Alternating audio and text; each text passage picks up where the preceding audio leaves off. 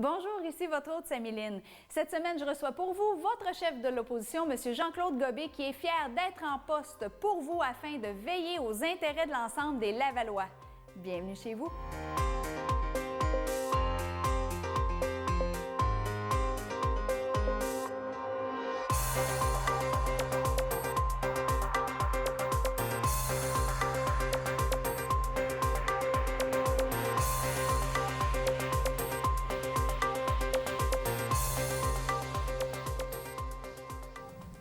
On reçoit le chef de l'opposition, nul autre que Jean-Claude Gobé. Vous allez bien, M. Gobé? Oui, très bien, merci vous-même. Merci de me recevoir aujourd'hui dans votre studio. Tout le plaisir est pour nous. Tout le plaisir est pour nous. Ça n'en prend un, et un chef de l'opposition, il faut qu'il soit bien droit, bien posé, et on ne pouvait pas demander mieux. Vous avez beaucoup d'expérience, on va le voir d'ici là. On va parler d'où vous venez, parce qu'on veut connaître l'homme. Hein, on connaît quand même assez bien l'homme politique. Là, on va connaître l'homme derrière l'homme politique. D'où il vient. Vous êtes né en France, en fait? Oui, je suis né en France et j'y ai vécu jusqu'à l'âge de 22 ans. Dans la région de l'Orléans, c'est ça? La région d'Orléans, mais beaucoup, à la région parisienne aussi. Mais j'ai fait mes études secondaires à partir de 15 ans dans un pensionnat dans le sud de la France, à Montpellier. Et par la suite, l'école militaire préparatoire d'Aix-en-Provence. Rien de moins. Donc j'étais toujours dans le sud de la France.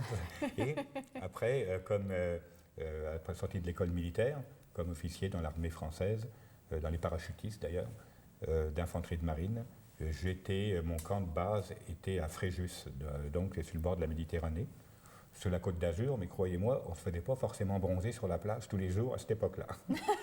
C'était pas tout à fait le temps, disons. Là. On avait d'autres choses à faire. Disons, c'était pas forcément notre première mission. Et là, j'ai passé en tout avec l'école militaire 5 années comme soldat, officier de l'armée française. C'est tout un 180 par la suite qu'on a fait. On est allé vers quoi professionnellement par la suite quand on sort de l'école militaire? J'ai quitté, j'avais quelques temps, j'avais fait plusieurs opérations extérieures sur des théâtres d'opérations dans différentes parties du monde, bien sûr comme parachutiste. Et par la suite, j'avais un peu de temps, je voulais voir un peu d'autres choses. J'ai décidé de venir au Québec. Pourquoi Québec? Pourquoi chez les cousins?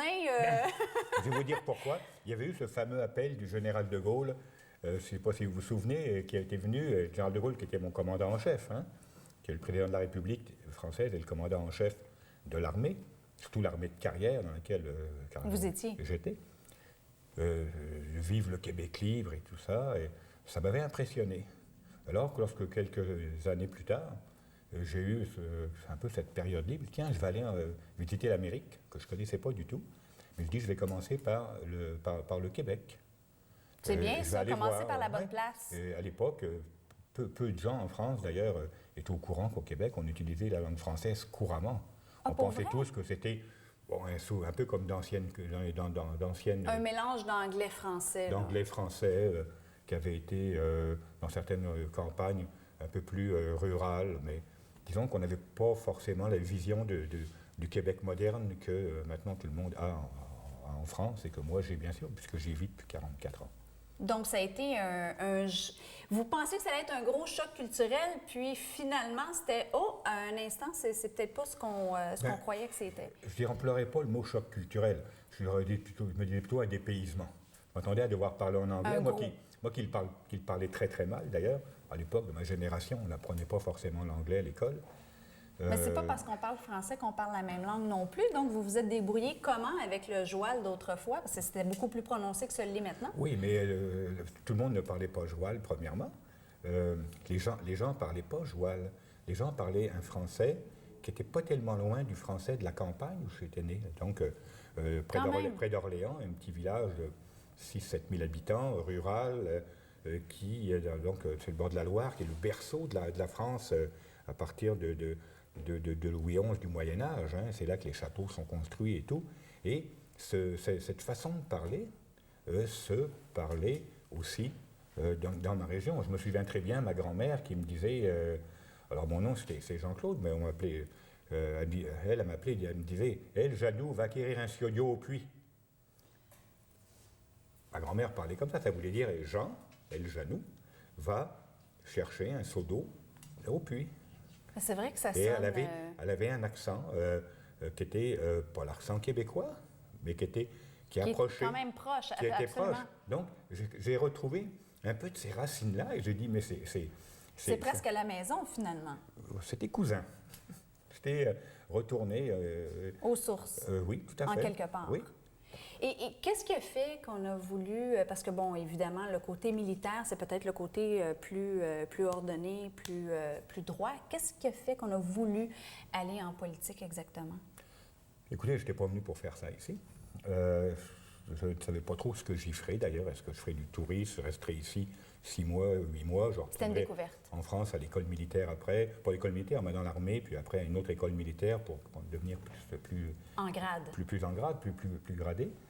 Et j'ai eu la chance de rencontrer, c'est suite à une recommandation d'un de mes officiers supérieurs, le président de Renault Canada, compagnie de voitures, vous savez, à l'époque, qui lui était un ancien colonel de l'armée française, des parachutistes d'infanterie de marine, comme moi, à la retraite, mais qui était devenu président de Renault Canada. Et il m'a dit, ben, écoutez, je vous engage, vous occuperez des relations publiques et des événements spéciaux surtout. D'un département pour Renault complet. Et donc j'ai accepté. Et j'étais surpris. Et du jour au lendemain, je me suis retrouvé à travailler avec une voiture Renault fournie, enfin avec différentes, un salaire et toutes sortes de choses. Et le temps a passé, je trouvais les Québécoises très gentilles, très charmantes. Ça ne m'encourageait pas de repartir. Les Québécoises, et je suis resté. Sauf qu'à un moment donné, quelques temps après, j'ai rencontré un homme formidable, un homme politique formidable, qui est très connu au Québec, qui est maintenant très âgé, qui a fait de grandes réformes. C'est l'ancien ministre de la Justice, Jérôme Choquette, qui a fait la loi sur les petites créances, l'aide juridique, la Charte des droits et libertés, la loi sur les femmes victimes de violences. Et ça me plaisait. Ça me plaisait. J'ai eu l'occasion de le rencontrer, de parler avec. D'accessibilité pour la population. Les petites créances, l'aide juridique, c'était pouvoir permettre aux plus démunis ou aux gens les plus fragiles d'avoir une protection qui faisait en sorte que lorsqu'ils avaient un litige avec un commerçant ou avec quelqu'un, ils pouvaient, sans avoir à dépenser d'argent, de frais épouvantables pour un avocat, exponentiel, oui. d'y aller. Et ce qui établissait un rapport de force qui faisait souvent, ça se règle à l'amiable. Et je trouvais ça bien. L'aide juridique, c'était dans la même essence. Les petites créances, c'était le début, l'aide juridique. Et après ça, la loi sur les femmes victimes de violences. J'ai tellement vu de ces situations-là en France à l'époque. Et je voyais que ça se faisait ici aussi. Et que souvent, ces dames étaient démunies, étaient victimes, les enfants, tout le monde était touché, tout le monde on détruisait des vies. Et elles ne pouvaient rien faire. Et en mettant cette loi-là, on a fait là un grand pas. Et après, je regardais la Charte des droits et libertés, mais c'est fondamental au Québec, à un point tel que c'était avant le Canada qu'on l'a amené. Le Canada a copié, après il n'était pas content d'ailleurs à l'époque.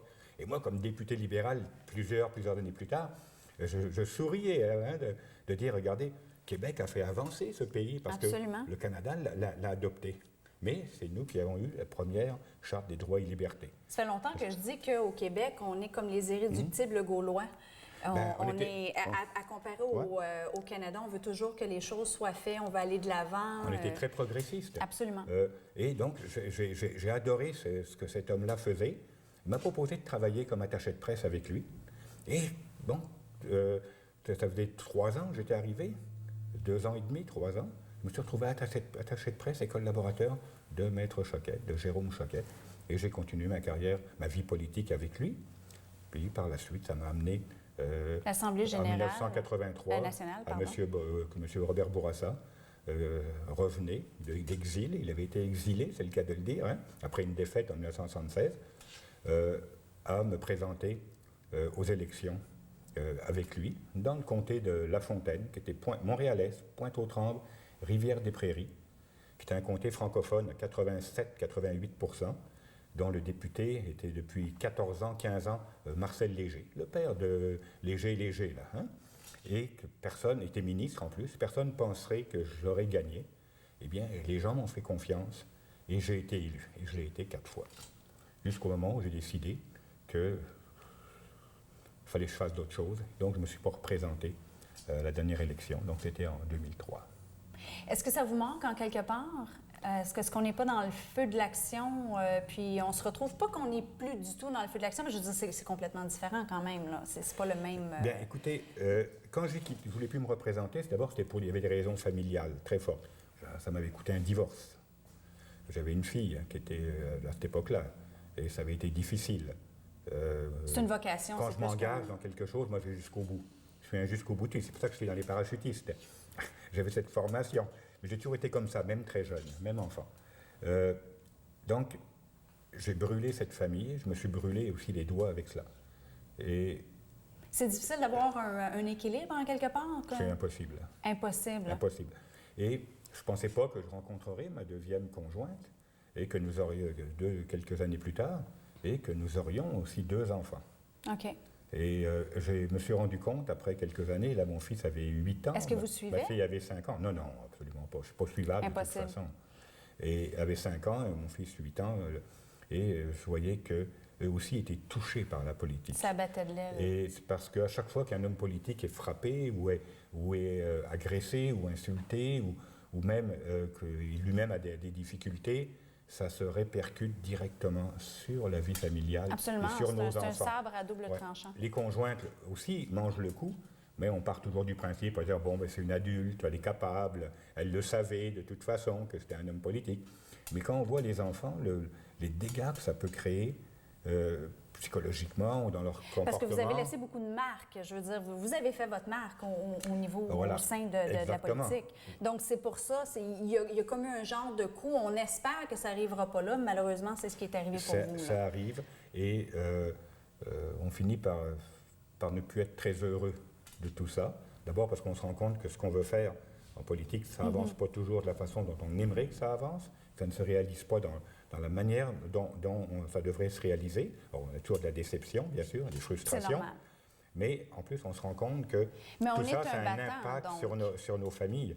Et donc, je m'étais retiré. J'avais décidé de ne plus me présenter. Et pour répondre à votre question, c'était un peu long. Je suis revenu. C'est plus fort que moi, après quelques années. Un grand monsieur qui a quitté, d'ailleurs, qui est décédé il n'y a pas longtemps, Jean Lapierre, qui est un de mes amis, m'a proposé de me représenter en politique. C'est toujours me bien suis laissé quand on se tenter. fait redemander, écoute, Ben, on a besoin de toi. Je ne le voulais pas, je ne le cherchais pas. J'avais d'autres activités, je voyageais, j'avais un poste intéressant. Et qu'est-ce qui a été une réponse décisive pour vous? C'était toujours en moi. J'avais beau dire, je ne le veux pas, je ne le veux pas. Je suis comme quelqu'un qui... C'est pour ça que vous avez choisi chef de l'opposition? Ben, je ne l'ai pas choisi, c'est la population qui l'a choisi. Moi, j'ai choisi de vouloir être maire de la ville. Donc, me présenter à la mairie. Et j'ai des idées, j'en avais là à ce moment-là, j'en ai encore plus d'ailleurs maintenant. Et des choses que je voulais réaliser. J'avais une vision de la manière de voir cette ville, la cohabitation des gens ensemble. Enfin, tout ce qu'on pouvait faire comme expérience dans une ville aussi diverse culturellement, linguistiquement, mais aussi au niveau de son environnement, de son territoire, où il y a des boisés, il y a des terres agricoles, alors qu'on est dans une ville, ces milieux humides, ces zones industrielles en développement et à développer, ces nouveaux habitats à amener, au lieu d'amener des blocs partout, des bungalows, des rangées de bungalows, il y avait plein de choses, au niveau culturel aussi. Et je voyais tout ça. Puis votre mandat, c'était quoi qui a fait... Bon, moi, en tant que chef de l'opposition, parce que ce qui m'avait frappé aussi, et j'ai beaucoup aimé, parce que j'aime ça quand c'est cru, quand c'est vrai, j'aime pas ça quand c'est saupoudré de sucre. Puis vous avez dit, bien, être chef de l'opposition, c'est aussi être le chien de garde pour être sûr que tout arrive comme il se doit. Dans mes 20 ans comme député à l'Assemblée nationale, j'ai été 9 ans, pas tout à fait 20 ans, là, 19 ans, quelques mois, j'ai été 9 ans au gouvernement, dans mes 2 premiers mandats. Et par la suite, 9 ans à l'opposition. Donc, là, j'avais le ministère du Travail. Un bagage donc, incroyable. Toutes les grandes réformes, le Code du travail, les normes minimales, la loi sur les normes minimales, la CSST, enfin, et d'autres. J'y ai participé activement, j'en étais le responsable pour l'opposition, donc vis-à-vis de la ministre. Ministre, c'est vous, je suis celui qui est en face de vous. Donc, j'ai fait tout ça. Alors à la ville, lorsque je suis arrivé à la ville, j'ai vu que j'avais terminé deuxième le soir de l'élection, ayant eu le plus de voix, derrière celui qui avait été élu, qui est le maire actuellement. Eh bien, Quelle course? Sur le coup, j'ai dit, ah non, pas encore. Et j'ai pris quelques temps de réflexion. Je n'étais pas sûr que je voulais me réembarquer dans cela. J'avais le goût, j'avais des rêves, j'avais des choses que je voulais faire à la ville. Je me rendais compte que je ne pourrais pas forcément les mettre en application. Mais aussi, je me suis rendu compte que tous ces gens-là qui m'avaient fait confiance, ils s'attendaient à moi, quelque chose de moi. Ils ne s'attendaient pas à ce que un mois ou 3 semaines plus tard, je ferme les livres en disant « écoutez, je n'ai pas été élu, là, je m'avais juste élu chef d'opposition. Tous ceux qui ont voté pour moi, je vous dis au revoir, puis merci, on se reverra peut-être un jour. » Alors, je me suis senti comme obligé de le faire. Le sens du devoir. Oui, tout à fait. Et du respect, de la responsabilité aussi. Lorsqu'on s'engage dans quelque chose, bien, on n'arrive pas toujours au but ou au succès qu'on voudrait avoir. Ce n'est pas une raison pour lâcher. Même si des fois, ça peut être tentant. Et je ne vous cacherai pas que je ne suis pas un surhomme. Et il m'est arrivé des fois de dire « Oh, qu'est-ce que je fous ici? Qu'est-ce que je fais ici? » Non, qu'est-ce que je fous, ça se dit encore. Mais, ceci étant dit, quand je rencontre les gens, quand je parle avec les gens, c'est mon adrénaline, c'est mon carburant. Même si cette journée-là, où j'en rencontre souvent, je suis souvent sur le terrain, je vais dans les commerces, dans les centres d'achat, dans les sortes d'événements. J'évite les événements trop officiels, où tout le monde est là, puis on est là officiel, alors on ne sait pas s'ils nous disent bonjour ou quoi, parce qu'ils ont le goût parce qu'on est là. Mais lorsqu'on se promène dans des commerces, lorsqu'on se promène dans des entreprises, les gens ils viennent nous voir, ils nous reparlent ou ils nous regardent, et là on les salue et tout ça, et on discute, on les écoute aussi, très important. Et c'est mon adrénaline, c'est ça qui me dit non, continue. Et quand je rentre à mon bureau, le lendemain matin, avec mes collaborateurs, parce que j'ai un cabinet à l'hôtel de ville avec des collaborateurs, et je leur dis, hier j'ai rencontré un monsieur, une dame, comment ça s'appelle? Je ne sais pas, ils m'ont donné leur nom, mais monsieur Tremblay, madame, je ne leur demande pas leur téléphone ni leur adresse, je les écoute. Puis ils m'ont dit, lâchez pas, monsieur Gobet, faites un bon travail, puis on a besoin de vous, continuez, monsieur Gobet. Et c'est ça. Parce que c'est ce qui arrive aussi avec les vrais problèmes. Vous êtes un faiseur de solutions, tout simplement. On essaie de trouver vraiment la meilleure solution. Oui, parce qu'être un chien de garde, c'est pas aboyer tout le temps. Non. Alors, certains pensent que l'opposition, c'est aboyer, puis dénoncer tout et chacun, tout et chacune. Ce n'est pas ça. Le rôle d'un chef d'opposition, d'abord, c'est être vigilant, avoir une vision, regarder l'essentiel de ce qui se passe, puis voir si la ville va dans la bonne direction. Jusqu'à date? Je parle dans l'émission, on n'est pas trop parti sur la politique, alors je ne voudrais pas déroger. On pourra en faire une autre. Non, mais on aime les bonnes nouvelles quand même. S'il y a quelque chose qui se tient... Vu qu'on fait une émission de présentation un peu, je préfère ne pas commencer sur ce volet-là parce que je peux devenir intarissable. Et on prendrait tout le temps et vous seriez peut-être obligé de me dire... Vous trouverez chaussures à votre pied, j'en suis certaine. Mais disons, je vous dirais que c'est important. Chien de garde ne veut pas dire tout le temps aboyer et mordre. Ça veut dire agir raisonnablement. Surveiller, absolument. Oui, et prévenir. Être à l'écoute des gens et avoir un jugement, une expérience qui nous permette de dire ça peut se faire, ça ne devrait pas se faire. Une vue à périphérie, finalement. Voilà. Il ne s'agit pas de regarder un texte et de dire ça, il n'y a pas le droit, puis il faut regarder. C'est-tu bon? C'est pas bon pour les citoyens. C'est-tu bon pour les finances publiques, donc les taxes qu'ils vont payer en plus? Pas s'enfarger dans les fleurs du tapis. Ou c'est pas bon, exactement. Et moi, je ne suis plus capable, quand je vois la télévision, que je vois dans l'Assemblée nationale du Québec, entre autres, des chicanes, des querelles de petits politiciens. C'est comme une émission de Kardashian, finalement. On dirait des enfants dans une cour d'école qui se chamaillent, qui se dénoncent, qui se querellent. Et moi, je ne suis plus capable de cela. Les gens non plus, d'ailleurs, beaucoup vont plus voter. Les gens sont désabusés, sont cyniques. Absolument. Bon, ils parlent d'un côté de la bouche, ils font autre chose de l'autre côté. C'est parce que ça vient de chercher à un moment donné quand tu vois les chefs qui finalement sont assoiffés de selfies, sont assoiffés le prochain gros scandale, qu'est-ce qu'on peut faire pour salir l'autre. Voilà. Tu viens que tu fais, sont où les vraies solutions, les vrais problèmes? Le vrai scandale dans la politique, dans l'administration, c'est quand on augmente vos impôts parce qu'on a dépensé dans des choses qui ne sont pas essentielles. Parlons-en. Ça, c'est le vrai scandale. Ouais. d'accord? C'est quand... Prochaine génération qui va vraiment avoir à payer c'est pour quand l'autre d'avant. on vous promet des choses avant une élection, et lorsque l'élection est passée, qu'ils ont gagné, ils vont faire le contraire, ou alors ils ne feront pas ce qu'ils ont dit. Ça, c'est le vrai scandale. Puis ils réussissent à s'en sortir, ça, c'est encore pire. C'est parce qu'après ça, les gens se complaisent dans des querelles, des dénonciations de toutes sortes de petits trucs, hein, pour salir, pour endormir, ou on fait des paravents, on fait des annonces écran de fumée, on annonce plein de choses. On annonce, pas moi, qu'on vend des avions à American Airlines ou à Delta Airlines, un gros contrat, puis après ça, on apprend 3 jours après qu'on a vendu à perte 25 milliards. Bien, l'écran de fumée, c'était qu'on annonçait. Je pense qu'en quelque part, et après ça, c'est la défaite des réseaux sociaux aussi, parce que je veux dire, on en voit tellement qu'à un moment donné, on se désensibilise de la réalité, tout simplement. Non, là. Je dirais que c'est comme si c'était pas aujourd'hui, là. les politiciens, la politique, c'est une politique de spectacle. On veut essayer de plaire à chaque groupe qui grince. On met comme une porte. Un monsieur me disait l'autre jour dans un centre d'achat, il dit, M. Gobet, il dit, aujourd'hui, là, il dit, quand la porte a grincé dans le temps, il dit, moi, sur ma ferme, il dit, je mettais de la graisse ou de l'huile. Elle ne grinçait plus. Il dit, tant qu'elle ne grinçait pas, j'en mettais pas. Il dit, aujourd'hui, dès qu'il y a un groupe qui grince, il dit, ils mettent de l'huile. Donc, l'huile, il dit, c'est mes taxes. Il dit, pendant ce temps-là, ils font rien. On annonce des projets il n'y a rien qui s'arrange. Qu'on fera peut-être jamais, ou 10-15 ans après. On annonce des budgets sur 5 ans, alors qu'on sait très bien que la situation change presque à tous les ans ou les 2 ans.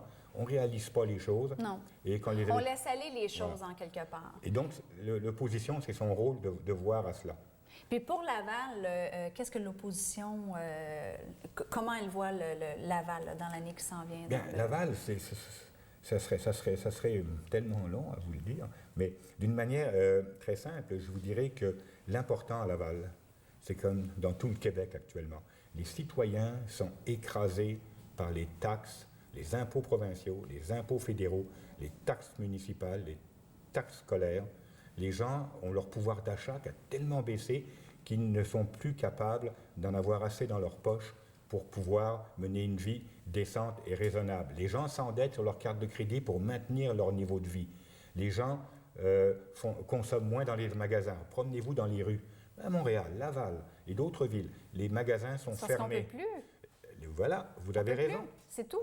Je veux dire, c'est pas normal. On avait un logement qu'on pouvait loger seul, louer seul. Puis maintenant, la plupart des gens doivent être 2, 3 dans un même appartement. Prenez les jeunes familles, les jeunes qui se marient.